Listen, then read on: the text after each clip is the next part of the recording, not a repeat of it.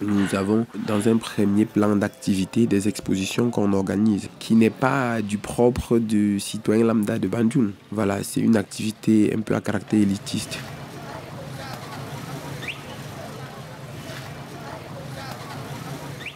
Germain Noubi, je suis le directeur de Banjul Station. On fait des expositions à Banjul Station.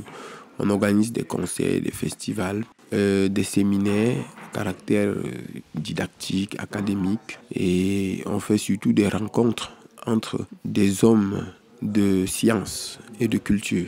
Donc en cela, Banjul Station est une infrastructure moderne qui a amené ou bien qui renforce la modernisation de la ville de Banjul.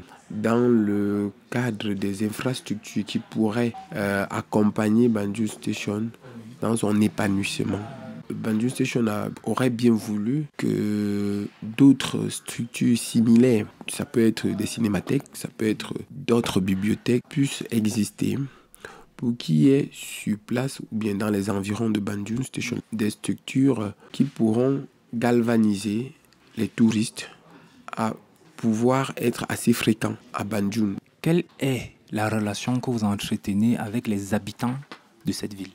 Nous avons dans un premier plan d'activité des expositions qu'on organise, qui n'est pas du propre du citoyen lambda de Banjul.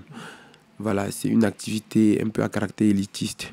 Et donc, du coup, nous avons pensé associer à ce projet culturel un autre volet d'activité qui est l'agriculture. Et donc, à travers l'agriculture, on arrive à galvaniser la population locale.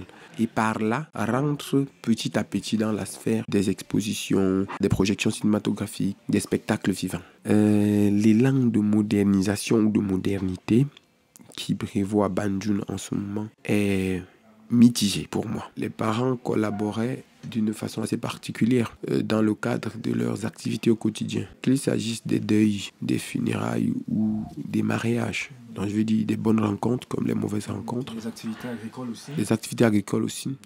Il devait avoir une synergie pour concentrer les actions et faire en sorte que ce soit collaboratif. Mais on est un peu dans le va-vite et l'individualisme. Chacun y va de son bord et fait un peu ce qu'il veut. Et la modernisation de la ville pouvait être mieux faite si les autorités publiques, à travers les institutions réglementaires qui existent, imposaient un poste, un plan d'occupation spatiale aux habitants de la ville ou bien aux propriétaires fonciers pour qu'ils puissent construire dans un canevas, j'ai envie de dire, ordonné.